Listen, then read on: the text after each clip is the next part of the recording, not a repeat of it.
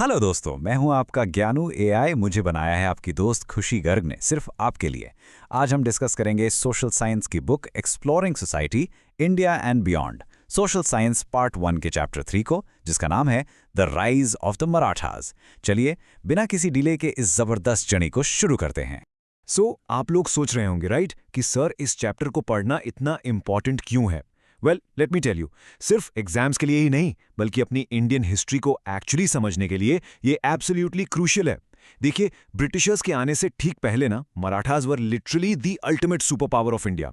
तो यहाँ दो बड़े क्वेश्चंस आते हैं, कौन थे ये मराठास, और एक रीजनल ग्रुप से उठकर वो इतनी बड़ी टेरिटरी को डोमिनेट करने वाली लार्जेस्ट पैन इंडियन पावर बन गए, वो भी कैसे। Let's crack this puzzle together. Okay, let's look at their roots first. Basically Marathas mainly Deccan plateau के नेटिव लोग थे, आज का जो हमारा महाराष्ट्र रीजन है ना, वहां के। और इनको एक साथ बांधने वाली चीज क्या थी? उनकी लैंग्वेज, उनकी भाषा मराठी, जिसका बाय द वे एक बहुत ही रिच लिटरेरी हिस्ट्री रहा है। शुरुआत में पता है क्या था? ये ग्रुप अलग अलग लोकल सल्तनत्स के लिए काम किया करता था, बट देन धीरे धीरे उन्होंने खुद को एक ऐसी पावरफुल पॉलिटिकल एंटिटी में ट्रांसफॉर्म कर लिया जिसने इंडियन हिस्ट्री का कोर्स ही कंप्लीटली ऑल्टर कर दिया। लिटरली एक ऐसी पैन इंडियन पावर जिसका सामना करना किसी के लिए आसान नहीं था। और अब यहां से एंट्री होती है इस चैप्टर के अल्टीमेट हीरो की, छत्रपति शिवाजी महाराज। इनके बिना ना इस एम्पायर का फाउंडेशन आप इमेजिन भी नहीं कर सकते। उनका जन्म 1630 में हुआ था भोंसले क्लैन के अंदर। उस टाइम उनके फादर शाहजी डेक्कन सल्तनत के लिए काम करते थे, लेकिन शिवाजी महाराज का विजन बिल्कुल अलग था। उन्होंने ही इन सारे बिखरे हुए मराठास को यूनाइट किया, उन्हें एक नई उम्मीद दी। He was genuinely the true uniter और मराठा एम्पायर के सबसे विजनरी फाउंडर। अब आपको समझना पड़ेगा कि उनकी इस मैसिव सक्सेस के पीछे ड्राइविंग फोर्स क्या थी। वो एक कोर कॉन्सेप्ट था, और वो था स्वराज्य। स्वराज्य का मतलब बेसिकली सेल्फ रूल या सेल्फ गवर्नेंस होता है। लेकिन दोस्तों, ये सिर्फ जमीन का एक टुकड़ा जीतने की बात नहीं थी। ये एक ऐसी इंडिपेंडेंट किंगडम का विजन था जहां आम लोगों को, नॉर्मल पब्लिक को बाहरी रूलर्स के ऑपरेशन से आज़ादी मिल सके। ये स्वराज्य का आइडिया उनके हर एक मिलिट्री, इकोनॉमिक और कल्चरल मिशन के बिल्कुल सेंटर में था। तो ये पूरा विजन एक epic super hero origin story में कैसे बदला? Let's break it down. इनकी अर्ली लाइफ पुणे की एक जागीर में बीती थी, जहां उनकी मां जीजाबाई ने उनके अंदर बहुत स्ट्रॉन्ग वैल्यूज डाली। जागीर, इन केस यू फॉरगॉट, एक पीस ऑफ लैंड होता है जो रूलर्स अपने ऑफिशियल्स को देते हैं। अब जरा सोचकर देखिए, जब वो सिर्फ 16 साल के थे, जस्ट 16, उन्होंने अपने पहले मिलिट्री कैंपेन्स लॉन्च कर दिए थे। उन्होंने आसपास के निग्लेक्टेड और अनऑक्यूपाइड फोर्ट्स को कॉन्फिडेंटली कैप्चर किया और उनकी डिफेंसेस को मजबूत बनाया। और ऐसे ही स्टेप बाय स्टेप आगे बढ़ते हुए फाइनली 1674 में उन्हें फॉर्मली क्राउन किया गया, marking the absolute foundation of the Maratha empire. दोस्तों, अब बात आती है उनकी सबसे बड़ी स्ट्रेटेजिक सुपर पावर की, और वो थे उनके फोर्ट्स। रामचंद्र पंत आमात्या ने एक बहुत कमाल की बात कही थी, ध्यान से सुनिएगा। Forts are the core of the state. Due to forts, the state survived despite decades of onslaught.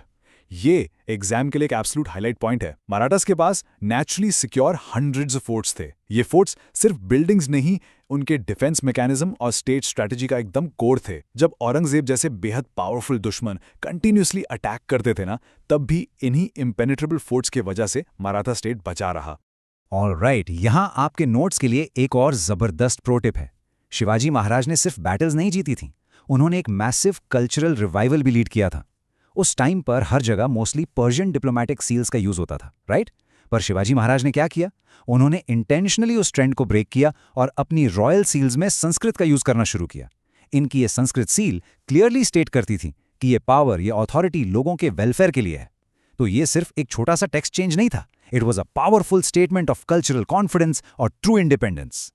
और उसी कल्चरल रिवाइवल को आगे बढ़ाते हुए उन्होंने एक बहुत ही इंपॉर्टेंट ट्रीटीज कमीशन किया। अब ट्रीटीज क्या होता है? ये बेसिकली एक फॉर्मल रिटन डॉक्यूमेंट होता है जो किसी स्पेसिफिक सब्जेक्ट को डिटेल में एक्सप्लेन करता है। इस ट्रीटीज का नाम था राज्य व्यवहार कोशा। इसका मेन गोल था मराठी भाषा को एग्रेसिवली प्रमोट करना। तो इस डॉक्यूमेंट ने किया क्या?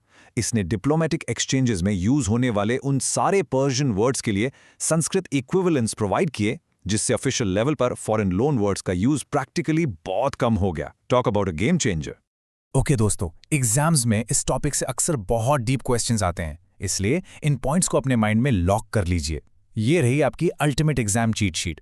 नंबर 1, मराठास ने मुगल पावर को कई डिकेड्स तक सक्सेसफुली रेजिस्ट किया। नंबर 2, फोर्ट्स उनकी एब्सोल्यूट कोर स्टेट स्ट्रैटेजी थी। नंबर 3, लैंड के साथ साथ उनके पास एक फॉर्मिडेबल नेवी भी थी जिसने सीरियसली यूरोपियन पावर्स को तगड़ी टक्कर दी। नंबर 4, उन्होंने इंडिया में एक मैसिव कल्चरल रिवाइवल और न्यू कॉन्फिडेंस इंजेक्ट किया। एंड नंबर 5, 18th सेंचुरी आते आते वो ब्रिटिशर्स के चीफ राइवल्स बन चुके थे। ये बुलेट पॉइंट्स आपको डेफिनेटली फुल मार्क्स दिलवाएंगे फॉर श्योर। तो चलिए इस एपिक हिस्टोरिकल जर्नी की एक क्लियर समरी बनाते हैं। स्टेप 1, शिवाजी की विजनरी लीडरशिप के अंडर सारे मराठास यूनाइट हुए और स्वराज्य का फाउंडेशन रखा गया। स्टेप 2, उन्होंने स्ट्रेटेजिकली अपने फोर्ट्स और एक स्ट्रॉन्ग नेवी का यूज करके अपने एम्पायर को मैसिव स्केल पे एक्सपैंड किया। और finally step 3, the historical climax. 18th century में 3 एंग्लो मराठा वॉर्स लड़े गए थे। मराठास की आपस की डिसयूनिटी और ब्रिटिश फोर्सेस की सुपीरियर टेक्नोलॉजी की वजह से उनकी पावर फाइनली डिक्लाइन हुई। और दोस्तों, ये एक बहुत ही माइंड ब्लोइंग फैक्ट है कि ऑफिशियली ब्रिटिशर्स ने इंडिया का कंट्रोल मुगल से नहीं बल्कि डायरेक्ट मराठा से छीना था। आई होप अब इस एपिक राइज एंड फॉल का पूरा स्ट्रक्चर आपको ठीक से क्लियर है। अब सुनिए, इस चैप्टर की सॉलिड प्रिपरेशन और क्विक रिवीजन के लिए आपको चाहिए एकदम बेस्ट और एक्सपर्ट स्टडी मटेरियल, राइट? तो तुरंत इस नंबर को सेव कर लीजिए। बेहतरीन PDF नोट्स और डायरेक्ट सपोर्ट पाने के लिए मुझे आज ही व्हाट्सएप करें। नंबर है 9251477188। बिल्कुल वेट मत कीजिए, अपनी एग्जाम प्रेप को ऋषि सर स्टाइल में टॉप नॉच बनाइए। पर जाते जाते ना एक सवाल सोचिएगा दोस्तों, अगर ये सारे मराठा लीडर्स आपस में यूनाइटेड रहते और ब्रिटिशर्स से ना हारते तो आज का हमारा मॉडर्न इंडिया कैसा दिखता? इस पर जरूर विचार कीजिएगा। हेलो दोस्तों, मैं हूं आपका ज्ञानू आई। मुझे बनाया है आपके दोस्त खुशी गर्ग ने, सिर्फ आपके लिए। बेहतरीन नोट्स के लिए मुझे व्हाट्सएप करें 9251477188 और यूट्यूब पर सर्च करें ज्ञानू बाय ऋषि सर। ऐसे ही और अमेजिंग चैप्टर एक्सप्लेनर्स के लिए चैनल को सब्सक्राइब करना बिल्कुल ना भूलें। अपने एग्जाम्स के लिए जमकर पढ़ाई करते रहिए। All the best.